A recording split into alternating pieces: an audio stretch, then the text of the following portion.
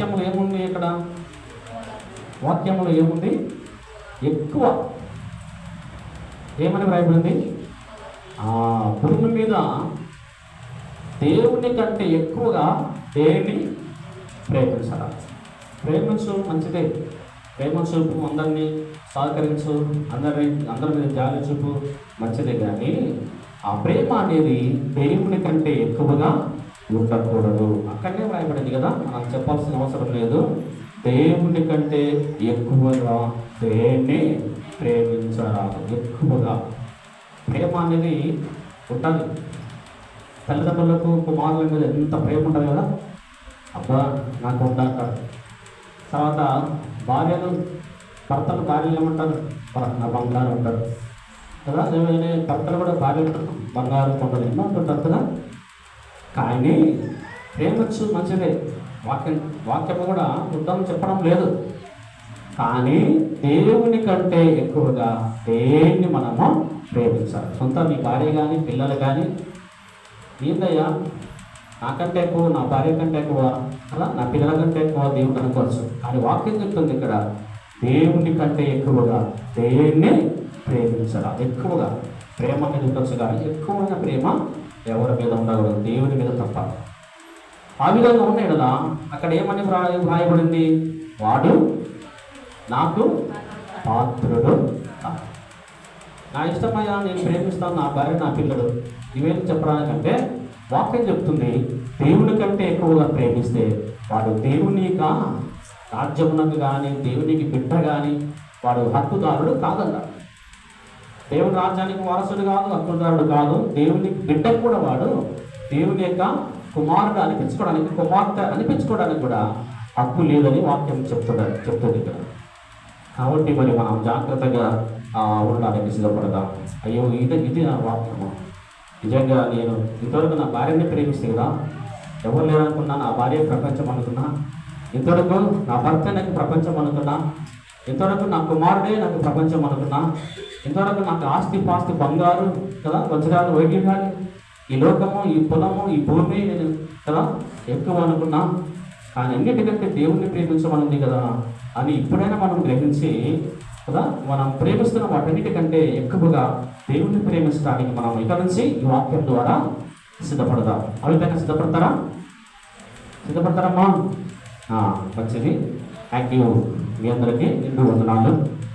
మీరందరూ కూడా ఒకరికొకరు మీ పక్కన వాళ్ళతో సెకండ్ తీసుకోండి. అందరూ బాగున్నారు కదా, సెకండ్ తీసుకోండి. బాగున్నామా అని సెకండ్ తీసుకోవాలి. బాగున్నారమ్మా, థ్యాంక్ యూ. మీరందరూ బాగుండాలి కదా, సుఖ సంపదలతో, సంతోషముతో, ఆనందముతో, ఆరోగ్యముతో, ఆయుష్కాలముతో అందరూ కూడా కదా మరి మంచిగా ఉండాలని యొక్క ఉద్దేశం. కాబట్టి దేవుడి మిమ్మల్ని సుఖ సంపదల చేత సమాధానం, ఆరోగ్యం, ఆయుష్కాలం చదివిపాలని కోరుకోవచ్చు.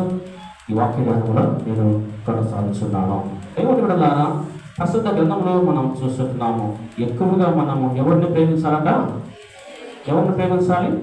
దేవుణ్ణి తప్ప ఎవరిని ప్రేమించరాదు. ఎక్కువగా ప్రేమించు, కానీ ఎక్కువ ప్రేమ చూద్దాము. అదేవిధంగానే మరి ఏ విధంగా ఎవరిని ప్రేమించాలని చెప్తుంది వాక్యం. సరే, మంచిదే కదా. మనకు తెలుసు, ఆజ్ఞలలో ఒకటి మనం చూస్తాం. చెప్పండి అమ్మా. ద్వితీయోపదేశ కాండములో కదా 6వ అధ్యాయంలో, ద్వితీయోపదేశ కాండము 6వ అధ్యాయము 5వ వచనం చూద్దాం. దేవుడు అక్కడ ఏం చెప్తున్నాడు? నీ పూర్ణ హృదయముతోను, నీ పూర్ణ ఆత్మతోను, నీ పూర్ణ శక్తితోను నీ దేవుడైన యెహోవాను ప్రేమింపవలెను. చూడండి, అంటే ఎక్కువగా ఎవరిని ప్రేమించాలంట? దేవుణ్ణి. ఇక్కడ చక్కగా ఒక ప్రేమించమని చెప్పలే, ఇక్కడ ప్రేమించమని చెప్పిందా? ప్రేమ అంటే ఎక్కువ ప్రేమ. ఎవరిని ప్రేమించాలి? మామూలు ప్రేమలో భూమి మీద నువ్వు ఎవరైనా ప్రేమించుకోవచ్చు, అది నీ ఇష్టం. కానీ అన్నిటికంటే ఎక్కువ ప్రేమ అది అక్కడనే మనం చూస్తాం కదా. నీ పూర్ణ హృదయముతోను, నీ పూర్ణ ఆత్మతోను, నీ పూర్ణ శక్తితోను. చూడండి, మామూలుగా ప్రేమించని చెప్పలేదు అక్కడ. ఏమని చెప్పింది? నీ పూర్ణ హృదయముతోను, నీ పూర్ణ ఆత్మతోను, నీ పూర్ణ శక్తితోను. ఎవరన్నా ప్రేమించాలంట? దేవుణ్ణి ప్రేమించాలి కదా, సంపూర్ణముగా దేవుణ్ణి ప్రేమించాలి. మామూలు ప్రేమ కాదు కదా. మనం ఈ భూమి మీద ప్రేమించేది అన్నిటికంటే ఎక్కువగా మన దేవుణ్ణి ప్రేమింపవలెను అని వాక్యం ఇక్కడ చెప్తుంది. నీ దేవుని నీవు ప్రేమించవలెను, ఎక్కువగా ప్రేమించాలి నీ దేవుని. ఆ విధంగా మరి నేను ఆ దేవుణ్ణి ప్రేమిస్తూ ఆయనకు మరి ఇష్టలుగా ఉండడానికి మనము సిద్ధపడదాం. అదేవిధంగానే మొదటి యోహాను పత్రికలో కూడా ఒక వాక్యాన్ని మనము జ్ఞాపకం చేస్తున్నాం. పరిశుద్ధ గ్రంథంలో నుంచి మొదటి యోహాను పత్రికలో ఒక మాటను మనము జ్ఞాపకం చేసుకుంటే అక్కడ కొన్ని మాటలు మరి అందులో నుంచి మనము చూసుకోవడానికి సిద్ధపడదాం. చూడండి, మొదటి యోహాను పత్రికలో అక్కడ భక్తులు అంటున్న మాటను మనము జ్ఞాపకం చేసుకుందాం. మొదటి యోహాను పత్రిక మొదటి అధ్యాయము మొదటి 15వ వచనం చదువుకుందాం. క్షమించండి, 2వ అధ్యాయం 15. ఈ లోకమునైనను లోకములో ఉన్న వాటినైనను ప్రేమింపకుడి. ఎవడైనను లోకమును ప్రేమించినలా తండ్రి ప్రేమ వానిలో ఉండదు. చూడండి, బాగా వినండి. దేవుని వాక్యాన్ని మనం చూస్తున్నాం ఇక్కడ 2వ అధ్యాయము కదా 15వ వచనములో, ఈ లోకమునైనను లోకములో ఉన్న వాటినైనను ప్రేమింపకుడి. చూడండి, దేవుని వాక్యం చెప్తుంది ఈ భూమి మీద దేవుణ్ణి తప్ప ఎవరిని ఎక్కువ ప్రేమించవద్దని చెప్తుంది. ఇక్కడ కూడా వాక్యం చెప్తుంది, లోకములో ఉన్న దేనినైనాను మీరు ప్రేమింపకుడి. ఒకవేళ ప్రేమించిన తండ్రి ప్రేమ మీలో ఉండదు. చూడండి, అయ్యా నేను ప్రేమిస్తానయ్యా నా భార్య పిల్లలను, ప్రేమిస్తాయా నాకు ఆస్తి ఉంది, ప్రేమిస్తున్న ఇల్లు అందంగా ఉంది కదా, ప్రేమిస్తానయ్యా విస్తారమైనటువంటి డబ్బు ధనం ఉంది, బంగారు ఉంది, ఎట్లా ప్రేమించుకుంటే అని నువ్వంటే వాక్యం చెప్తుంది, లోకములో ఉన్న దేనిని ప్రేమించిన తండ్రి ప్రేమ నీలో ఉండదు. ఒకవేళ నేను ప్రేమిస్తానని నేను అంటే వాక్యం చెప్తుంది దేవుడు నిన్ను ప్రేమించాలంట.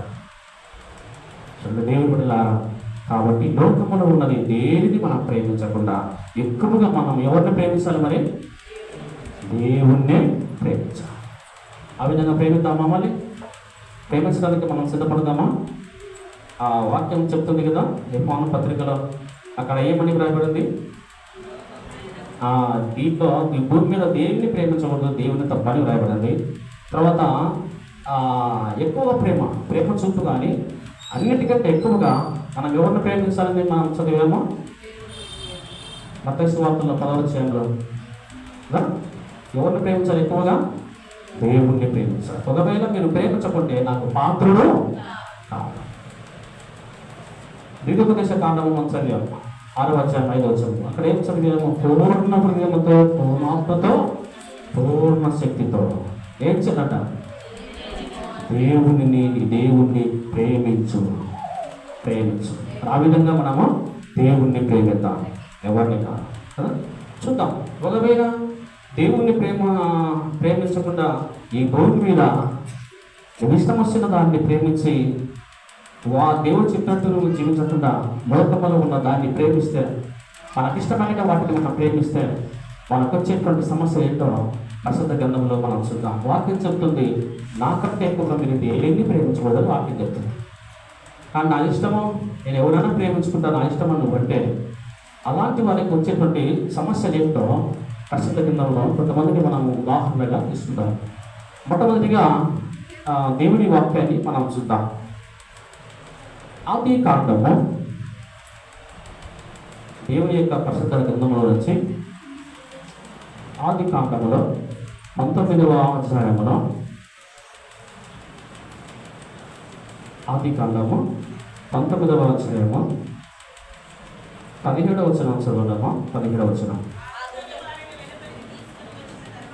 ఆ దూతలు వారిని వెలుపలికి తీసుకొని వచ్చిన తర్వాత ఆయన నీ ప్రాణమును దక్కించు తప్పించుకున్నట్లు పారిపోము, నీ వెనుకకు చూడకము, ఈ మైదానంలో ఎక్కడనూ నిలవక నీవు నశించుకోకుండా ఆ పర్వతమునకు పారిపోమని చెప్పగా, లోతు ప్రభువా అలాగు కాదు కదా, అలాగు కాదంట. తర్వాత 20 వచనం చదవండి. ఇదిగో పారిపోవుటకు ఈ ఊరు సమీపంలో ఉన్నది, అది చిన్నది, నన్నక్కడికి తప్పించుకొని పోనేమో, అది చిన్న నేను బ్రతుకుదునని చెప్పినప్పుడు ఆయన, ఇదిగో నీవు చెప్పిన ఈ ఊరు నాశనము చేయుదును, ఈ విషయంలో నీ మనవి అంగీకరించేది. ఆడికి బాగు 15వ వచనంలో ఏమని చెప్పింది ఇక్కడ? దేవదూతలు దేవుని ద్వారా దేవదూతలు చెప్పిన మాటలు 15వ వచనంలో ఏమని చూసాం మనము? నీవు వెనుకకి తిరిగి చూడకుండా, వెనుక చూడకుండా వెళ్ళు కదా. దేవుడు ఆజ్ఞాపించిన మాట, నీవు వెనుకగా చూడకుండా వెళ్ళు. కానీ ఇక్కడ అబ్రహాము సహోదరుడు ఎవరు? లోతు భార్యను మనం చూస్తాం. వారు ఉన్నటువంటి పట్టణము అదేదనగా సొదొమ గొమొర్రా. లోతు సంసారము చేస్తున్నటువంటి పట్టణము ఏదది? సొదొమ గొమొర్రా. దేవుని బిడ్డలారా, మరి ఆ పట్టణాన్ని నాకు ఇష్టం లేదు, అది చేస్తున్నటువంటి తప్పులు భయంకరంగా ఉన్నాయి కదా. అది పై భాగంలో మనం చూస్తున్నాము. పై భాగంలో 19వ అధ్యాయము 13వ వచనంలో మనం చూస్తే, వారి మొద యెహోవా సన్నిధిని గొప్పది కనుక, లేదా వారి పాపము యెహోవా సన్నిధిని గొప్పది కనుక యెహోవా దాని నాశనము చేయించున్నాడు.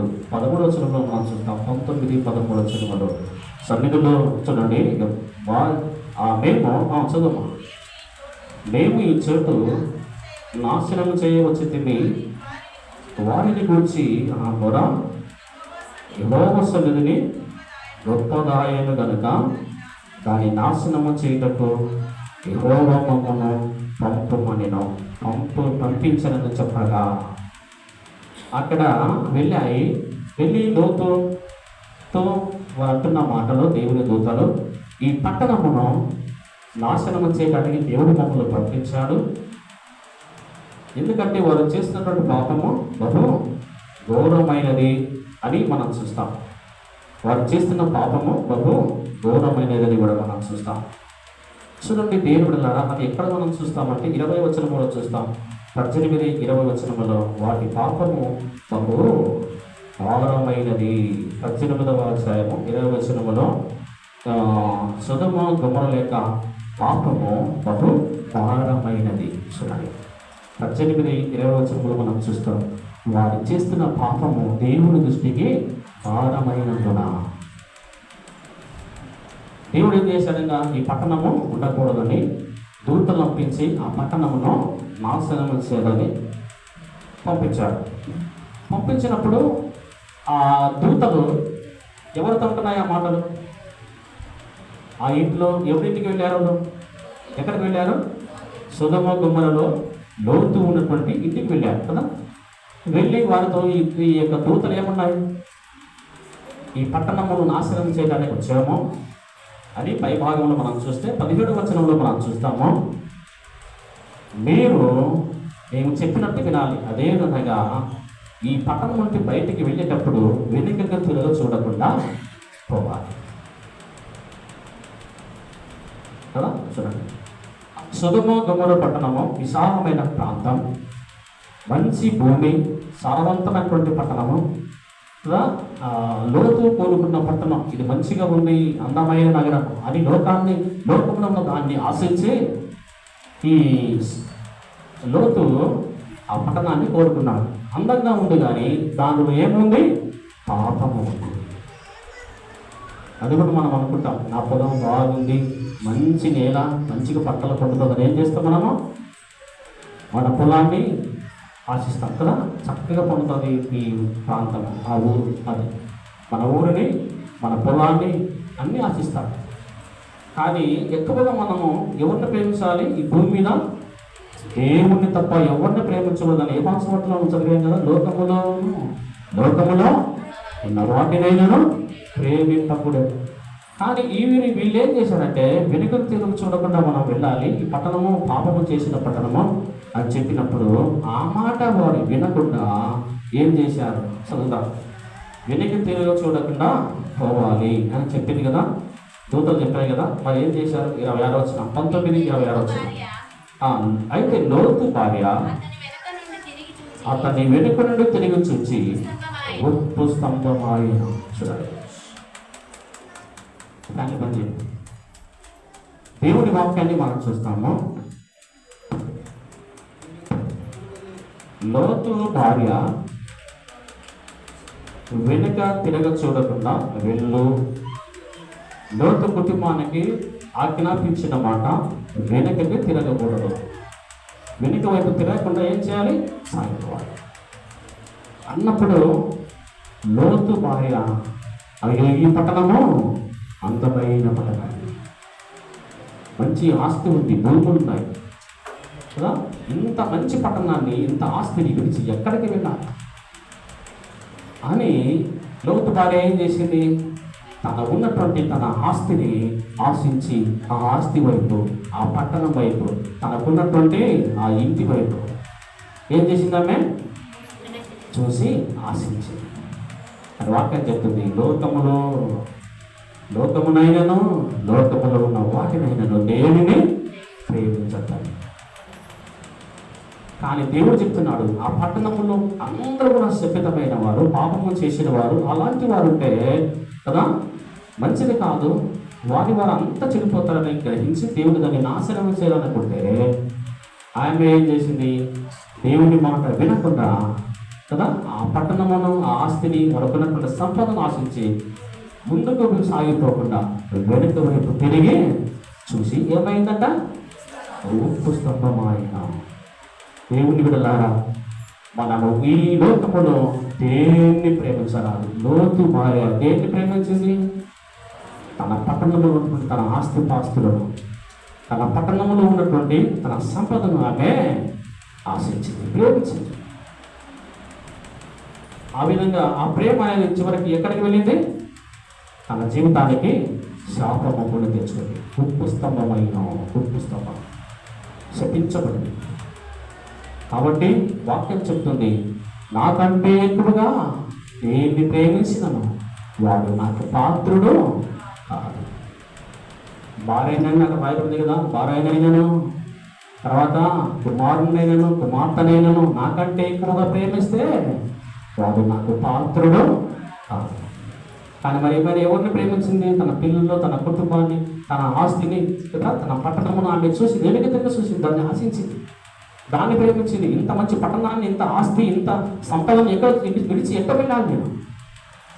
చూడండి, దేవుని ద్వారా ఆమె దేవుని మాట వినలేదు, కానీ తన సంపదను ఆశించి ప్రేమించింది. దేవుని ప్రేమించి దేవుని మాట వినకుండా వెనుకడిగి వేసిన కారణం బట్టి ఆమె శపితమైపోయింది. అంటే దేవుని కంటే ఎక్కువగా ఏది ప్రేమించిన లోతులాగే మన యొక్క స్థితిగతులు.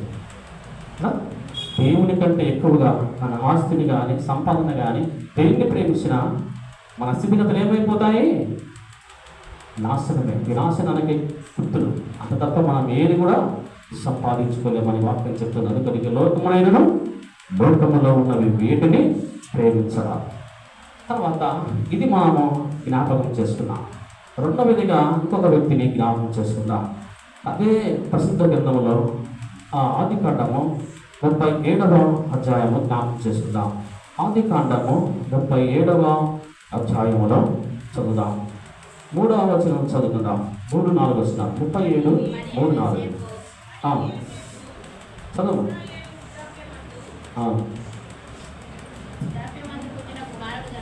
చదవాలి. మరియు యోసేపు ఇశ్రాయేలు వృద్ధాప్యమందు పుట్టిన కుమారుడు గనుక తన కుమారులందరికంటే ఎక్కువగా అతన్ని ప్రేమించి.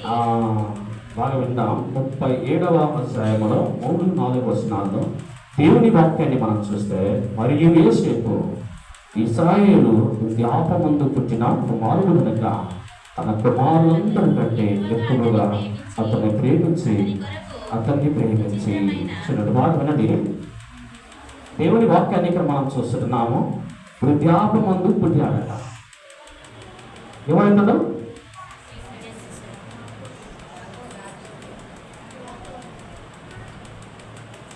యాకోబా. పై వచనం చదవండి, ఎవరు మీకు అర్థమవుతారు. పై వచనం చదవండి. పై వచనం, యాకోబు తన తండ్రి పరదేశిగా ఉండున కానాను దేశములో నివసించెను. ఎవరు మరి ఇక్కడ 3-4 వచనములో ఎవరితారు? యోసేపా, యాకోబా? తండ్రి ఎవరు?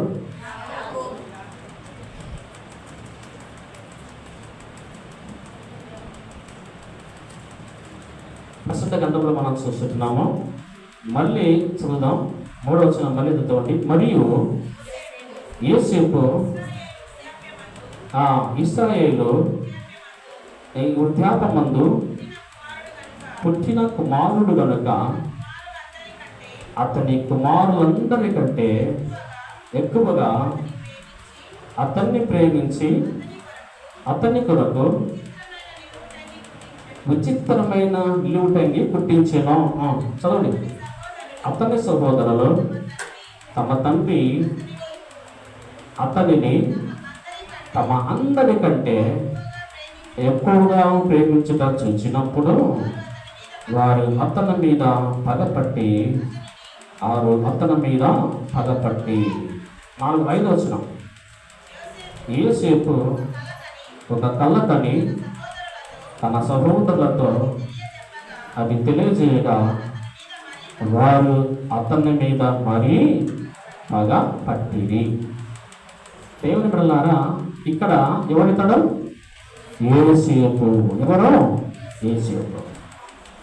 తండ్రి ఎవరు? యాకోబు. ఈ యాకోబు ఎక్కువగా ఎవరిని ప్రేమించినాడట? ఎవరిని? యోసేపును ప్రేమించాడు. యోసేపును ప్రేమించాడు. దేవుని బిడ్డలారా, వృద్ధాపమందు పుట్టినవాడు కనుక, చనిపోయే స్థితిలో ఇంత అందమైన కుమారుడు పుట్టినాడు కనుక అందరికంటే ఎక్కువగా ఈయన ఎవరిని ప్రేమించాడట? అంటే దేవుని వాక్యాన్ని మనం చూస్తాము. దేవుని బిడ్డలారా, ఎంత చక్కటి మాట చూడండి. అందరికంటే ఎక్కువగా మత్తయి సువార్తలో మనం చదివాము 10వ అధ్యాయము 37వ వచనంలో. అక్కడ ఏం చదివాము మనం? చదవండి. 10:37 వచనం. తండ్రినైనను తల్లినైనను నాకంటే ఎక్కువగా ప్రేమించేవాడు నాకు పాత్రుడు కాదు. ఇక్కడ ఏమని వ్రాయబడింది? ఈయన దేవుని కంటే ఎక్కువగా ఎవరిని ప్రేమించాడు? అందరికంటే దేవుడు కూడా వస్తాడు. అప్పుడు అక్కడ దేవుడు కూడా వస్తాడు. అందరికంటే ఎక్కువగా ఈయన ఎవరిని ప్రేమించాడు? యోసేపు. దేవుని బిడ్డలారా, వాక్యం చెప్తుంది, నాకంటే నీ బిడ్డనైనాను, నీ భార్యనైనాను, భూమి మీద నీ ఆస్తులు ఏదైనాను మీరు ప్రేమించగలరా నాకు పాత్రలు కాదు. లోకములో ఉన్న వాటినైనాను ప్రేమింపకుని. ప్రేమించిన తండ్రి ప్రేమ మీలో అంటే మీరు దేవుని బిడ్డలు. ఆ విధంగా ప్రేమించిన వ్యక్తి ఎవరు మరి ఇక్కడ? అందరికంటే ఎక్కువ ప్రేమించాడట.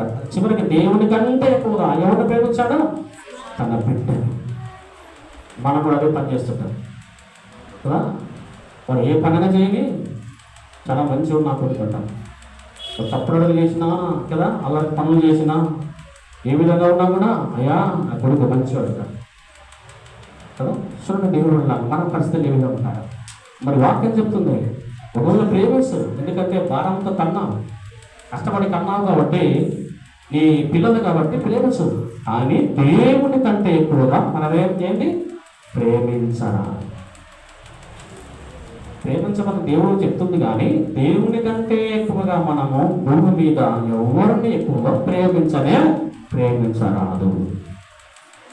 ఆ విధంగా ప్రేమించినటువంటి ఈయన యొక్క పరిస్థితిని కూడా మనము జ్ఞాపకం చేసుకుందాం. దేవుని వాక్యాన్ని మనం చూద్దాము. తిప్పు చదువుదాం. అదే ప్రసిద్ధ 37వ అధ్యాయము 37వ అధ్యాయములో 35వ వచనం చదవండి. అతని కుమారులందరూ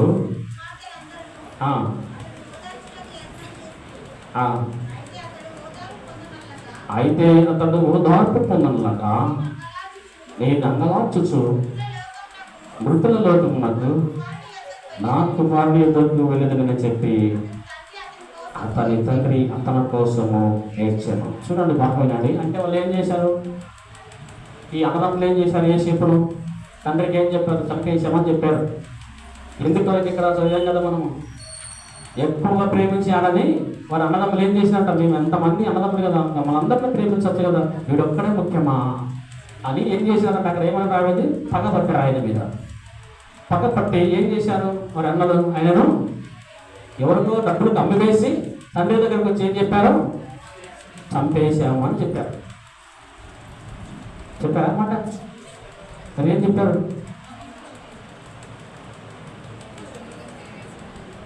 ఏం చెప్పారమ్మా? ఏదో జంతువు వచ్చి ఏం చేసింది అని చెప్పారు. ఏదో చేసింది. ఏమో ఎక్కడైనా మాకేం తెలుసు, మాకు కావలేవారు. మాకంటే ఎక్కువ ఆయన ప్రేమించేవారు తెలియదు కదా. చూడండి, అట్లుంటుంది పరిస్థితి. ఒకవేళ ఎక్కువ ప్రేమిస్తే కూడా మనకు సమస్యలు వస్తాయి. అట్లా ప్రేమించదండి. గోవర్నరు కదా. అందుకని దేవుని వాక్యం చెప్తుంది, ఎక్కువగా మనం ఎవరిని ప్రేమించాలి? మరి దేవుని తప్ప మరి ఎవరిని ప్రేమించాలా? చూడండి, ఆ విధంగా ప్రేమించాడు కాబట్టి వాళ్ళు ఏం చేశారు? చనిపోయినాడని చెప్పేశారు. ఎట్లా పోయినాడో మాకు తెలియదు. తర్వాత పరిస్థితి ఏంటి? ఇంత ప్రేమ కలిగినటువంటి వ్యక్తి, నేను ఎక్కువ మంది ప్రేమించాను, నాకు అందమైన వాడు కదా, మంచి యవనస్తుడు, మంచి బిడ్డ, అందరికంటే వాడు చక్కగా ఉన్నాడు, మంచి జ్ఞానము, మంచి విధేయత భక్తులు ఉన్నాయి కదా, అలాంటి ముఖ్యమైన వాడు చనిపోయాడా అని తెలుసుకొని ఇక్కడ ఏం చేస్తున్నాడు? ఇక్కడ 35 వచ్చిన ఏం చేస్తున్నాడు? తన కుమారుని కొరకు వారు ఓదార్చినా కూడా ఓదార్పు పొందనమాట. నేను కూడా వాని దగ్గరికి పోయింటే ఎంత బాగా ఉంటున్నాను అంటే చనిపోయని చెప్పారు కాబట్టి నేను కూడా చనిపోయింటే ఎంత బాగుంటాను. కుమారుని ఎంత ప్రేమించవచ్చునండి. వాక్యం చెప్తుంది, నాకంటే ఎక్కువగా కుమారుడినైనను కుమార్తెనైనను ప్రేమించిన వాడు నాకు పాత్రుడు. మరి ఈయన ఏం చేశాడు? యాకోబు ఏం చేశాడు? దేవుని కంటే ఎక్కువగా ఎవరిని ప్రేమించాడు? తన బిడ్డను ప్రేమించాడు. ఏం చేశాడు దేవుడు? బాగా ప్రేమించాడు కదా. ఆ ప్రేమించిన ప్రేమ కలిగిన ఒక కుమారుడు ఏమైపోయాడో? దూరమైపోయాడు. దూరంగా పోయాడు. కనపడకుండా ఎక్కడ పోయినాడో తెలియదు. నీవు నేను కూడా వాడు ఏ పని చేసినా కూడా మంచివాళ్ళు అంటే అదే పని ఉంటుంది. పరిస్థితి అదే కదా. చాలామంది నీ కుమారుడు అట్లా ఇంకా వాడిని అదుపులో పెట్టుకో, భక్తులు పెంచుకుంటే మనం ఏం చేస్తాం? చాలా మంచివాడు ప్రేమిస్తాం. చివరి కూడా వాడు ఎక్కడ పోతాడో అని తెలియదు. అది భక్తులతో పెంచకుంటే అదే పరిస్థితి. దేవుని వల్ల ఇక్కడ దేవుని వాక్యాన్ని మనం చూస్తాం. ఇది ఆ విధంగా కాదు, కానీ దేవుని చిత్తమై ఉన్నది. దేవుని చిత్తం ఆ విధంగా జరగాలి. ఆయన అలాంటి వ్యక్తి కాదు, కానీ మంచి భక్తుడు. కానీ మాకంటే ఎక్కువగా వాడిని ఎక్కువ ప్రేమిస్తారని అన్నదమ్ములు కక్షపూరితముతో ఏం చేశారంటే ఒక 5 ఇంటికి వాడిని అమ్మివేశారు. డబ్బులు చురుకు దేవుడి ద్వారా విద్యాయులకు అమ్మివేశారు. ఆర్థిక పరిస్థితిలో ఆయన యొక్క జీవితాన్ని మనము జ్ఞాపకం చేసుకుంటాం. దూరం పోయాడు కదా. ఇక యేసేపు బాగా ప్రేమించాడనే వాక్యంలో మనం చూస్తాము. వృద్ధాపమందు పుట్టినవాడు కనుక అందరికంటే ఎక్కువగా యేసేపునే యాకోబు ప్రేమించాడు. వాక్యం చెప్తుంది, దేవుడి కంటే ఎక్కువగా ఏది ప్రేమించకూడదు. అంత ప్రేమించిన కుమారుడు ఏమైపోయాడట? దూరం అయిపోయాడు. ఆ దూరమైన సందర్భంలో తన జీవితం అంతా కూడా ఏం చేయాలో దిక్కు తోచని స్థితిలో అయిపోయింది యాకోబు యొక్క పరిస్థితి.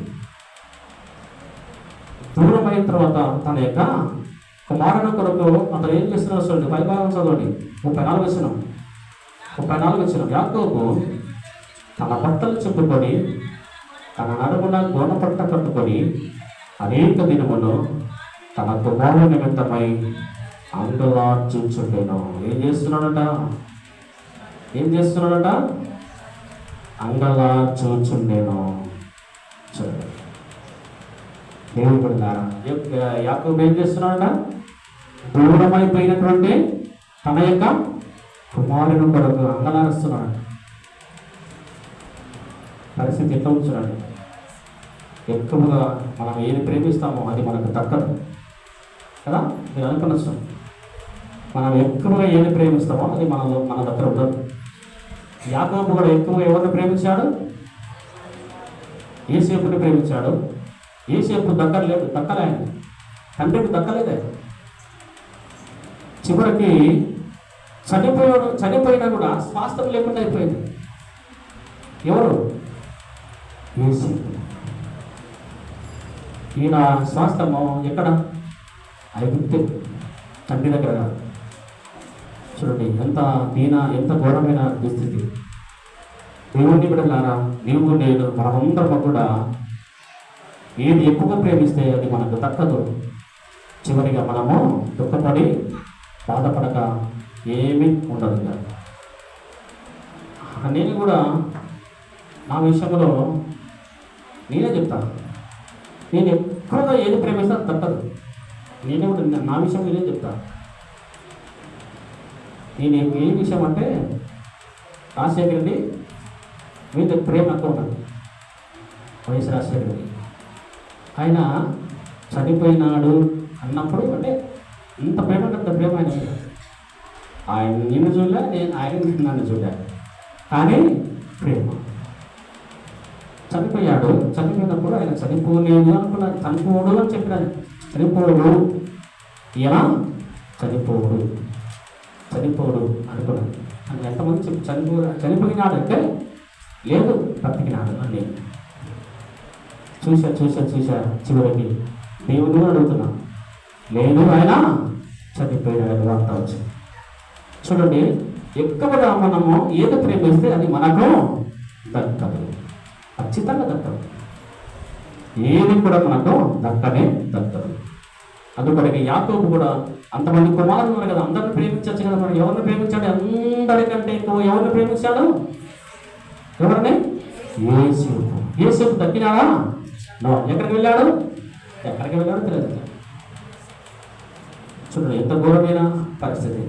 చివరిగా దేవుని వాక్యాన్ని మనం చూస్తే ఒక మాట చదువుకుని మనము ముందుకు వెళ్దాం. అదే ఆది కాండములో దేవుని వాక్యములో మనము ఆది కాండము 48వ అధ్యాయము 1వ వచనం చదువుకుందాం. ఈ సంగతులైన తర్వాత ఇదిగో నీ తండ్రి కాయలుగా ఉన్నాడని ఒకడు యోసేపుతో చెప్పాను. అప్పుడు అతడు మనస్సే, ఎఫ్రాయిములు తన ఇద్దరు కుమారులను వెంట పెట్టుకొని పోగా, ఇదిగో నీ కుమారుని యోసేపు నీ ఎద్దకు వచ్చుచున్నాడని యాకోబునకు తెలుపబడిన. అంతటా ఇశ్రాయేలు బలము తెచ్చుకొని తన మంచం మీద కూర్చుండేను. చివరికి ఏ స్థితికి వచ్చాడు? ఏ స్థితిలో వచ్చాడు? ఇంకా యోసేపు చనిపోయినాడు నీ తండ్రి అని చెప్పినప్పుడు వచ్చినాడట. ఎప్పుడు వచ్చాడు? అదే 50వ అధ్యాయం 1వ వచనం చదవండి. 50వ అధ్యాయం 1వ వచనం. యోసేపు తన తండ్రి ముఖం మీద పడి అతని గురించి ఏడ్చి అతన్ని ముద్దు పెట్టుకొని వచ్చినాడు. అక్కడ 2వ వచనం చూస్తే చనిపోయినటువంటి శవం, చనిపోయి మంచంగా పడినాడు. ఎప్పుడు వచ్చాడు అతను? యోసేపు ఎప్పుడు వచ్చాడు? తండ్రి చనిపోయి శవమై మంచం మీద పడినప్పుడు వచ్చాడు. ఇక్కడ పిల్లంపించి వార్త వచ్చింది ఆయనకి, నీ తండ్రి చనిపోయి ఆయన పడి చనిపోయారని చెప్తే తన ఇద్దరు కుమారులు వెంట పెట్టుకొని అప్పుడు వచ్చాడంట. ఎవరి దగ్గరికి? తండ్రి దగ్గర. చూడండి ఎంత ప్రేమించాడు కదా. అంత ప్రేమించిన వ్యక్తి చనిపోయేటప్పుడు వచ్చాడు అంటే అంతవరకు చూడలేదు. చూడండి ఎంత దీన స్థితిలో పరిస్థితి ఉందో చూడండి కదా, ఎంత దుస్థితి. చూడండి ఈ యొక్క సమస్య. నువ్వు నేను కూడా ఏది ఎక్కువ ప్రేమించినా అది మనకు దక్కదు, అది మనకు వాస్తవం. కాబట్టి అందరికంటే ఎక్కువగా ఏమి ప్రేమించినా దేవుడు అంటాడు, నీవు నాకు పాత్రలో కాదు. లోకమునైనను లోకములో ఉన్నది ఏదైనాను ప్రేమింపకూడదు. ఆ విధంగా ప్రేమించినటువంటి ఈ యాకోబు ఏమైపోయాడు? అంత ప్రేమించిన కుమారుడు చివరికి చనిపోయే స్థితిలో వచ్చాడు. అంత ప్రేమించినటువంటి యాకోబు తన కుమారుడు యోసేపు ఎప్పుడు వచ్చాడు? చనిపోయేటప్పుడు వచ్చి చూడడానికి వచ్చాడు. దేవుని వల్ల నీవు నేను కూడా అంతే. ఎక్కువగా ఏది ప్రేమించకూడదు? దేవుని కంటే ఎక్కువగా ఏది ప్రేమించాలి. ఆ విధంగా ప్రేమించినటువంటి యాకోబు ఏమైపోయాడు? బాధపడడం తప్ప ఏమి లాభం లేకుండా అయిపోయింది తన జీవితం. అందుకొనకి ఎక్కువగా దేవుణ్ణే ప్రేమిద్దాం. చివరిగా ఇంకో మాట మనం చదువుకుందాం. మనకందరూ కూడా తెలిసిన మాటలోనే 2వ సమూయేలు గ్రంథం 14వ అధ్యాయం 2వ సమూయేలు గ్రంథం 14వ అధ్యాయము 25వ వచనము. ఏదైనా తెలిసిన వాళ్ళు చదవగలిగిందా?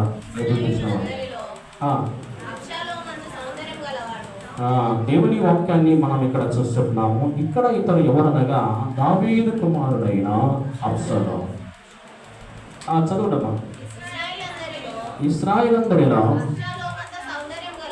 అబ్షాలోమంత సౌందర్యం గలవాడు ఒక్కడునో లేడు. చూడండి బాగా వినండి. ఇతడు కూడా ఎలాంటి వాడంట? అందమైన వ్యక్తి అంట. ఏ వ్యక్తి? అందమైన వాడు. ఇశ్రాయేలందరిలో ఎంత మంచి మాట కదా. ఇశ్రాయేలందరిలో అబ్షాలోమంతా సౌందర్యము గలవాడు ఒక్కడునో. ఇతడు ఎవరి కుమారుడు? దావీదు కుమారుడు. అందంగా ఉన్నాడు కదా. ఇతడు కూడా యోసేపు కూడా ఏం చేశాడు? యాకోబు కూడా యోసేపు ఏం చేశాడు? మంచి వాడని, అందమైన వాడని, చక్కగా ఉన్నాడని దేవుని కంటే ఎక్కువ ఎవరిని ప్రేమించాడు? తన కుమారుని ఎంత ప్రేమించాడు. ప్రేమించిన తన కుమారుడు దూరం అయిపోయాడు. ఇక్కడ కూడా మనం చూస్తున్నాము. ఈ అబ్షాలోము ఎట్లా ఉన్నాడంట? అతనిలాగా ఎవ్వరు లేరంట. అంత అందంగా ఉన్నాడట దావీదు కుమారుడైన అబ్షాలోము. చూడండి అబ్షాలోము గురించి మనం చూస్తాం. ఇక్కడ చదవండి. అదే 18వ అధ్యాయం 33 చదువుకుందాం. 18వ అధ్యాయము 33 చదువుదాం. 33. అప్పుడు రాజు కలతపడి గుమ్మమునకు పైగా ఎక్కిపోయి ఏడ్చుచు సంచరించుచు, నా కుమారుడా అబ్షాలోమా, నా కుమారుడా అబ్షాలోమా అని కేకలే వేయచ్చు,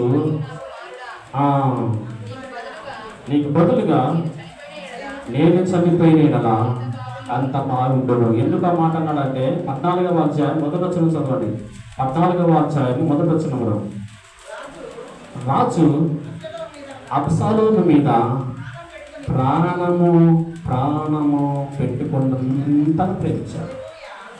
చూడండి ఇక్కడ మనం చూస్తాం. 14వ అధ్యాయం 1వ వచనంలో రాజు దావీదు అబ్షాలోము మీద తన ప్రాణమంతా కూడా దారపోశాడు. అంత ప్రేమించాడంట. ఎవరు? దావీదు. ఎవరి మీద ప్రేమ? ప్రాణం పెట్టుకున్నంత ప్రేమ. తన ప్రాణమంతా ఎవరికి ఇచ్చాడు? అబ్షాలోము. ఎందుకు వచ్చాడంటే అతను లాంటి సౌందర్యవంతుడు ఇశ్రాయేలులో ఒక్కడో లేడు. చూడండి అబ్షాలోము ఏం చేశాడు? మనం అంతే. వాడు ఏమన్నా చేయని నా కొడుకు మంచివాడు అంటాం కదా. అబ్షాలోము కూడా ఏం చేశాడు? తండ్రి నేనే తిరుగుబాటు చేస్తే వాడిని అనద్దండి, చాలా మంచోడు నా కొడుకు అన్నాడు దావీదు కొన్ని సందర్భాలు. మనం కూడా అదే అనుకుంటాం. కదా, నా కొడుకు మంచోడు, నా బిడ్డ మంచిది, నా బిడ్డ ఏం చేయలే, తప్పే చేయలే, చాలా భక్తురాలు అంటాం కదా మనం. అందరూ తెలిసినా కూడా తెల్లంటిగా నటన చేస్తుంటాం. మన పిల్లలు ఏం చేసినా కూడా చాలా మంచిది నా బిడ్డ అంటారు, నా కుమారుడు చాలా మంచిది, అన్నీ తెలిసింటాయి ప్రతి సమాజానికి. నీ కొడుకు ఎలాంటివాడో, నీ బిడ్డ ఎలాంటివో, నీవు ఎలాంటివో అన్నీ తెలుస్తుంది, అన్నీ తెలుస్తుంది. అని మనం ఏం చెప్పుకుంటాము, చాలా మంచిది నా బిడ్డ, నా కుమారుడు చాలా. చూడండి, ఇది మన పరిస్థితి, మన భక్తి. దేవుడు కూడా దేవుని వాక్యాన్ని మనం చూస్తాం. అదుపులో పెట్టుకునేటువంటి ఈ అబ్షాలోము అదుపులో పెట్టుకోకుండా ప్రేమ చూస్తే ఇదే పరిస్థితి. దేవుని వాక్యం మనం చూస్తే అందరికంటే ఎక్కువగా అబ్షాలోమును ప్రేమించిన వ్యక్తి, అంటే ప్రాణం పెట్టుకున్నాడట, అంత గొప్పగా ప్రేమిస్తున్నాడట. చివరికి ఏమైనాడు చదవండి. అదే గ్రంథములో దేవుని వాక్యాన్ని మనము తిప్పి చూస్తే చక్కగా మనము చదవగలం. 18వ అధ్యాయము 9వ వచనం చదవండి. 18:9. అబ్షాలోము కంచెల గాడిద మీద ఎక్కి పోవచ్చు, దావీదు సేవకులు ఎదురు పడను.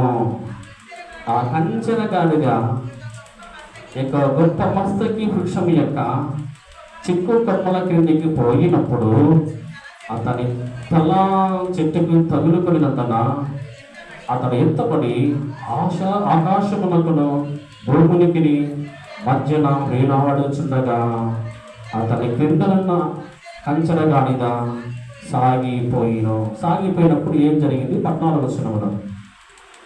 వచనం.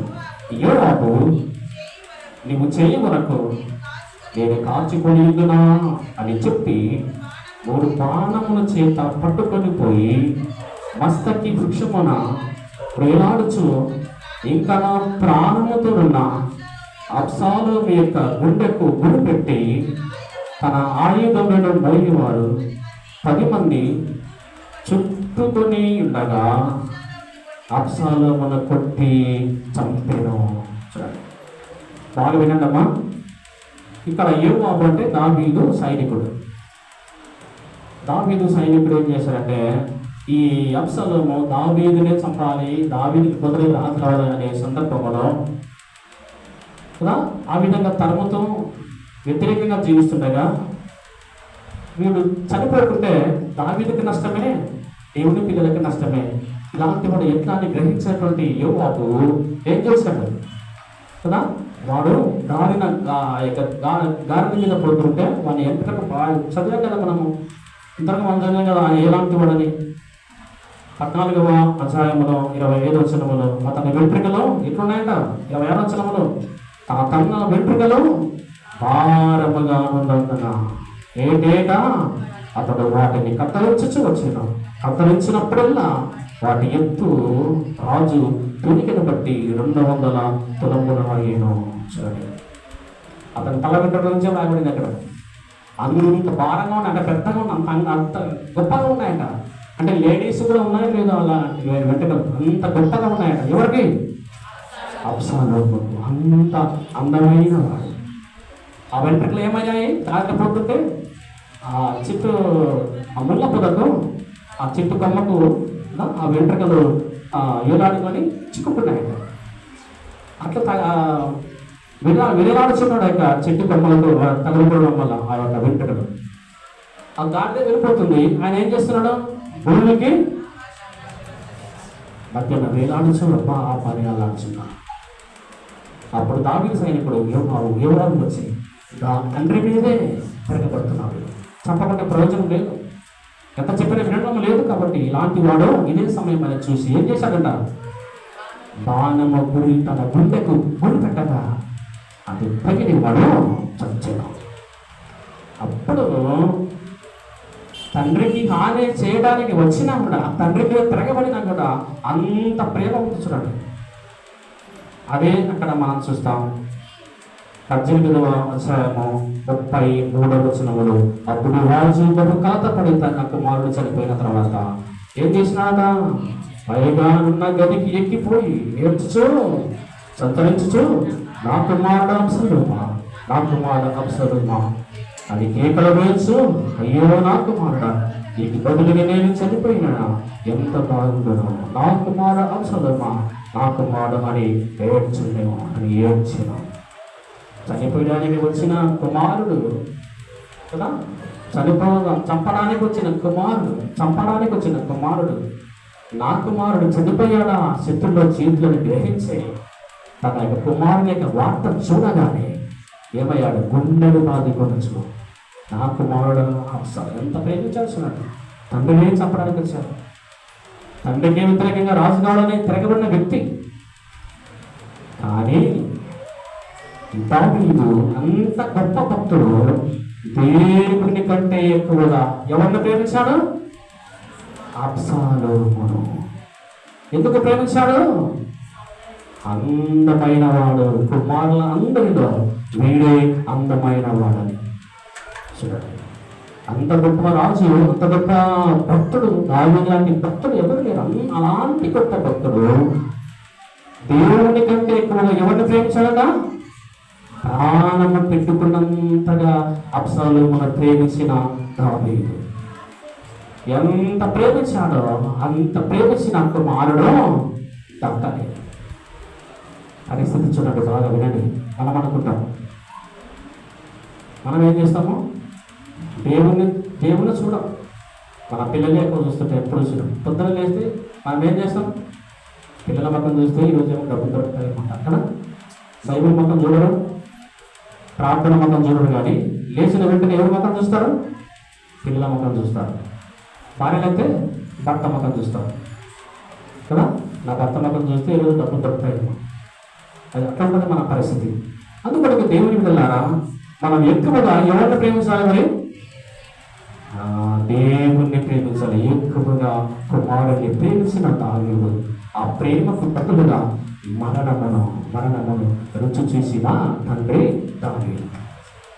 మనం కూడా అంతే. ఎప్పుడైతే ఎక్కువగా దేవుడి కంటే ఎక్కువగా మన పిల్లల్ని ప్రేమిస్తామో వాడి మనకు దక్కరు. జాగ్రత్త. అది మటుగా వాస్తవం. మనం ఎక్కువ ఏది ప్రేమిస్తామో అది మనలో ఉండదు. మీకు తెలిసేటది మనంతా అనుభవించిన వాళ్ళే.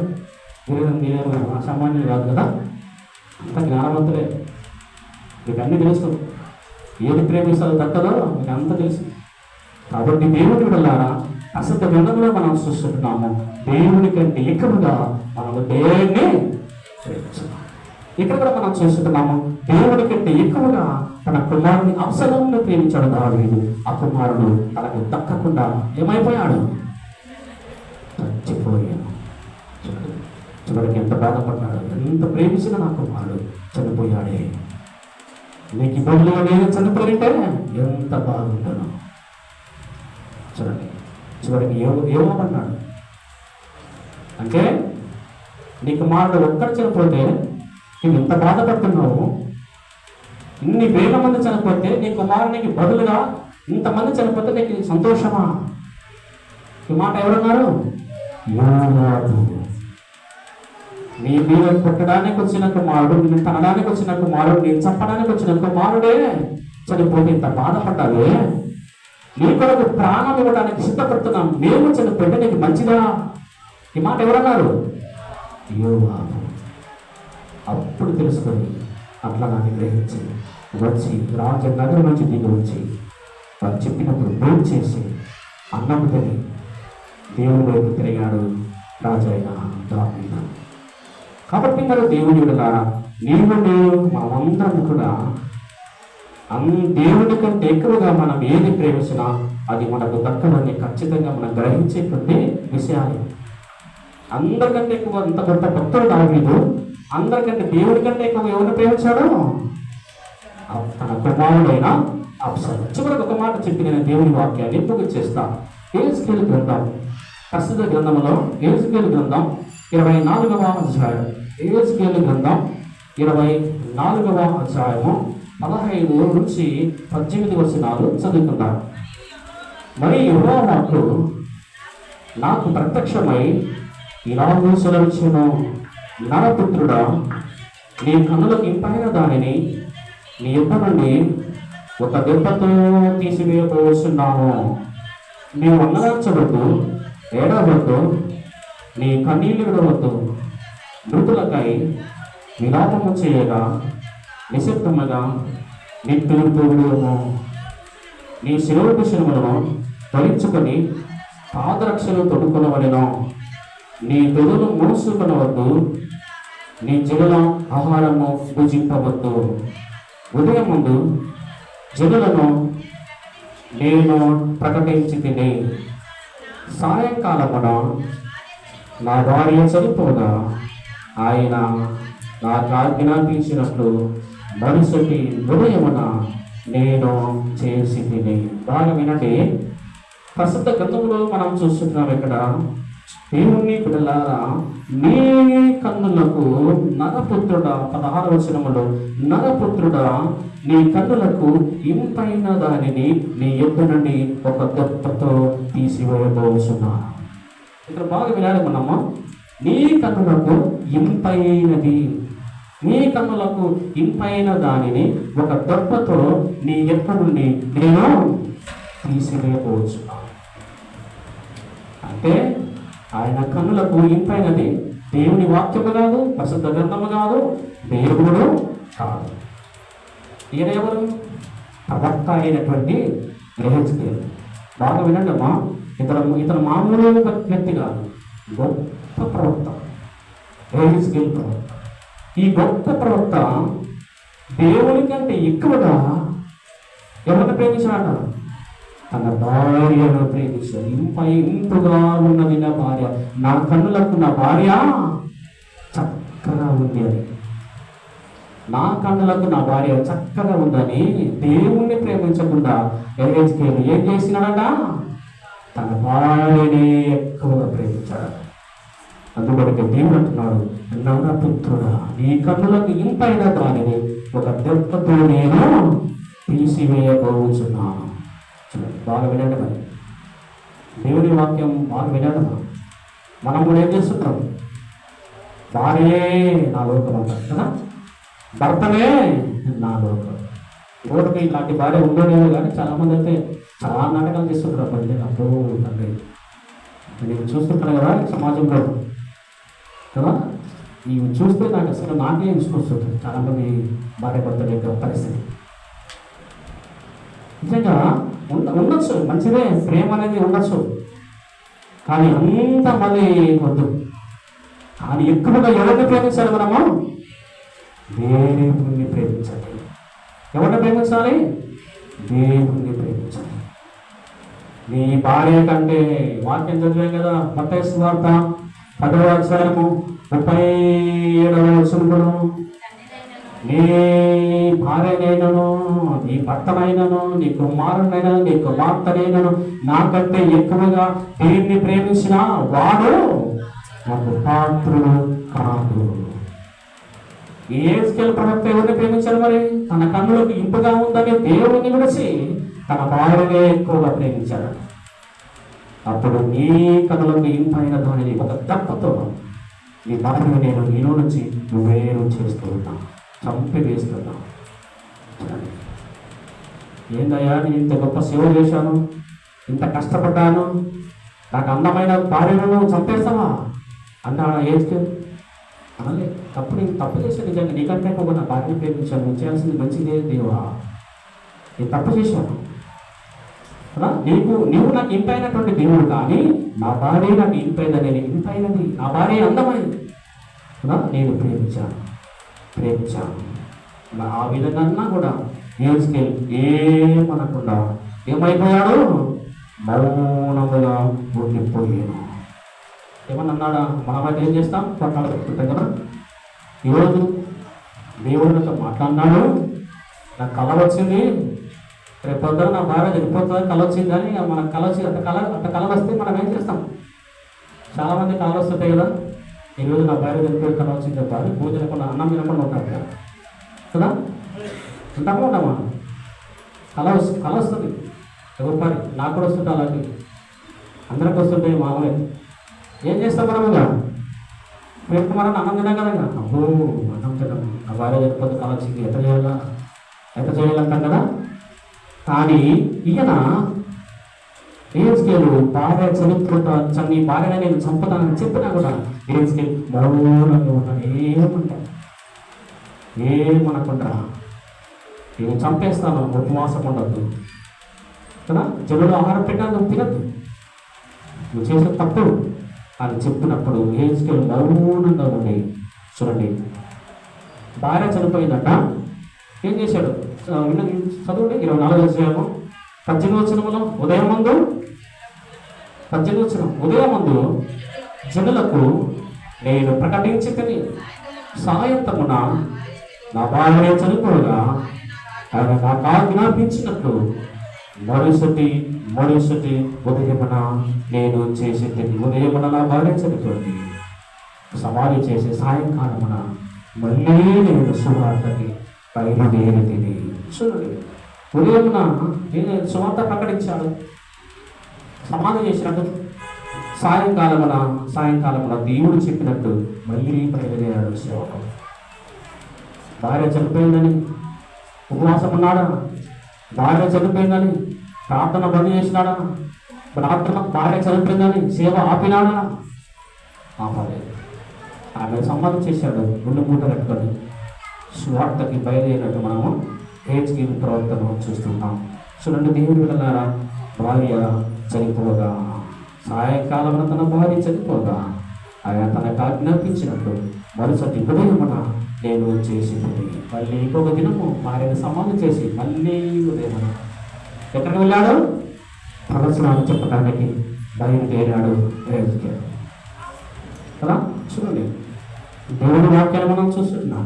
నా భార్య చనిపోయిందని అంత బాధపడుకుంటున్నాడా? ఉండలేదు. దేవుడు చెప్పాడు కదా, మరుసటి ఉదయమున నేను దేవుడు చెప్పినట్టు చేసి తిని సువార్త దేవుడికి సేవకు బయలుదేరుతని. మనం కనుక ఇంపైన మన దగ్గర ఉన్న ఇంపైనది మనలో నుంచి పోతే ఆదివారం చర్చికి రాము కదా, మరి 40 సంవత్సరం అవుతుంది. మనం కూడా అంటారు, అవును అంత ప్రేమిస్తుంటే కాబట్టి ఎందుకు చర్చికి ఎందుకు పిలుస్తారు? ఉండట్లేదు కదా, తనకి ఎంత బాధ ఉంటుందో మనం అంటాం కదా. కానీ భార్య చనిపోతే మరుసటి ఏటనే ప్రార్థనలో గడిపిన హెజ్కేలు, దేవుని సేవకు బయలుదేరిన హెజ్కేలు, ఏమి అనకుండా మౌనంగా ఉండిపోయినా హెజ్కేలు. ఏమన్నా అనొచ్చు కదా, మళ్ళీ దేవుడిని తిరిగి అనొచ్చు కదా, ఎందుకైనా భార్యను చంపుతారు, ఇంత సేవ చేస్తున్నారని అనొచ్చు కదా, ఏమన్నా నీ ఇష్టం దేవుడు. కాబట్టి మరి దేవుని వెళ్ళాడా? హెజ్కేలు ఎవరిని ప్రేమించాడు? దేవుణ్ణి ప్రేమించకుండా ఎక్కువగా భార్యను తన కన్నులకు ఇంపుగా ఉన్నదని ఎక్కువగా దేవుణ్ణి ప్రేమించకుండా భార్యని ప్రేమించాను. నీకు ఇంపైన దానిని ఒక దొడ్డతో నీ ఇంత నుంచి తీసివేస్తా. అది అందుకొరకే లోకములో ఉన్న వాటినైనను ప్రేమించిన నేను మిమ్మలను ప్రేమించను. తర్వాత ఈ కుమారునైనను ఈ కుమార్తెనైనను కదా, నీ భార్యనైనను నీ భర్తనైనను నీ పిల్లలైనను నాకంటే ఎక్కువగా ప్రేమించిన నాకు పాత్రుడు కాదు. చూడండి, బాగా దేవుని ప్రేమించు కానీ ఎక్కువ రాయబడింది. ఏమని రాయబడింది? ఎక్కువగా ప్రేమించాలి. ప్రేమించు, మామూలుగా భార్య పిల్లలందరూ ప్రేమించాల్సింది తప్పదు. కానీ వాటికంటే ఎక్కువగా మనం ఎవరిని ప్రేమించాలి? దేవుణ్ణి ప్రేమించాలి. హెజ్కేలు ఏం చేశాడు? ప్రేమించి మామూలుగా ప్రేమించింటే బాగుండదు, కానీ ఇంపుగా ఉండదని చక్కగా ఉందని కదా ఏం చేశాడు? బాగా ప్రేమిస్తాడు. ఒక దెబ్బతో చేసేసాడు, ఒక దెబ్బతో చంపేశాడు దేవుని బిడ్డలారా. దేవుడు మనమందరం కూడా దేవుని వాక్యాన్ని విన్నాం. మొట్టమొదటిగా లోకములో దేవుని విడిచి లోకములో ఉన్న వాటిని ప్రేమిస్తే మనకు వచ్చే స్థితిగతులు ఏంటో ఇంతవరకు మనం చూసాం. మొట్టమొదటిగా ఎవరు మనం చూసాం? దేవుని కంటే ఎక్కువగా ప్రేమించిన స్త్రీ ఎవరు? లోతు భార్య. లోతు భార్య ఏం చేసింది? దేవుణ్ణి ప్రేమించకుండా తన ఆస్తిని, తన సంపదను ప్రేమించింది. వెనుక తిరిగి చూడొద్దామా అంటే కదా తన ఆస్తి వైపు చూసింది. ఏమైపోతుందో ఈ నగరం, ఇంత ఆస్తి వదిలిపెట్టిపోతున్నాం మేము. ఆమె ఏం చేసింది? తనకున్న ఆస్తిని చూసింది, దేవుని వైపు చూడకుండా తన ఆస్తిని ప్రేమించింది. ముప్పు స్తంభం అయితే దేవుని కంటే కూడా తన ఆస్తిని ప్రేమించిన లోతు ముప్పు స్తంభం ఆయన. తర్వాత ఇంకెవరు? యాకోబు. దేవుని కంటే అందరికంటే ఎక్కువగా యాకోబు ఎవరిని ప్రేమించాడు? యోసేపును ప్రేమించాను. బాగా ప్రేమించిన కుమారుడు ఏమైపోయాడు? దక్కకుండా అయిపోయాడు. చివరికి చచ్చిపోయేటప్పుడు వచ్చాడు. అంత ప్రేమించిన కుమారుడు చూడండి, అంత ప్రేమించిన కుమారుడు దగ్గర లేకుండా చేశాడు. దేవుని కంటే ఎక్కువగా మనము దేన్ని ప్రేమిస్తే అది మనకు దక్కదని గ్రహించాలి. తర్వాత ఎవరు? దావీదు ఏం చేశాడు? చాలా అందమైన వాడుని దావీదు దేవుని కంటే ఎక్కువగా తన అబ్సలోము తన కుమారుణ్ణి ప్రేమించాడు. ఏమైపోయాడు? ప్రేమించిన కుమారుడు ఏమైపోయాడు? శత్రువులతో అంతగా హతమార్చబడ్డాడు. చివరికి ఏం చేయాలి? అయ్యా, ఇంతగా ప్రేమించాను నిన్ను, నా కుమారుడు ఇంత ప్రేమించాను, నాకు దక్కకుండా పోయావని అంగలార్చాడు. నేను కూడా దేవుని కంటే ఎక్కువ ఏది ప్రేమించినా అది మన దగ్గర ఉండదు. తర్వాత ఇంకెవరు? ఏం చేశాడు? దేవుని కంటే ఎక్కువగా నా భార్య నాకు ఇంపైనది అన్నాడా? దేవుని కంటే ఎక్కువగా నా భార్య నా కొండలకు ఇంపైనది అని భార్యని ప్రేమించిన హెచ్కేల్ దేవుడు అన్నాడు, నువ్వు నాకంటే కూడా నీ భార్యని ప్రేమిస్తున్నావు, ఇంపుగా ఉండదని, కాబట్టి నీ భార్యని నేను ఒక దెబ్బతో ఏదో నుంచి తీసివేస్తా అని మౌనంగా ఉన్నాడు. భార్యను సమాధి చేశాడు. మళ్ళీ మరుసటి దేవుడు చెప్పినట్టు సువార్తకు బయలుదేరాడు. ఆ భార్య చనిపోయింది కదని బాధపడ్డాడు. దేవుని పిల్లరా, ఇంతవరకు మనం వాక్యం చదివాము. దేవుని కంటే ఎక్కువగా మనం ఏం చేయాలి? ఏదే ప్రేమించాలి. కాదు వినున్నామా? వాక్యం విన్నాం కదా, మనకు అవసరమా? వాక్యం లేదా? అయ్యో, ఇక్కడ నుంచి నేను దేవుడిని ప్రేమించాను, ఆ దేవుడిని ప్రేమిస్తా కదా, నేను అన్ని కూడా పొందుకుంటా, పర్లోకానికి వారసులు అవుతాను గ్రహించి ఈ వరకు మనం ఏది ప్రేమించకుండా దేవుడిని ప్రేమిద్దాం. దేవుడికి ప్రేమించే పాత్రలుగా ఉంటాం. అదొక రాజ్యానికి వారసులుగా ఉన్నాం. అతి భద్రత, అతి భాగ్యము మనందరికీ అశుభాత్మ దేవుడు నడిపించడం కాక ప్రార్థన చేసుకున్నాం. ఈ వాక్యం మనలో ఫలించినా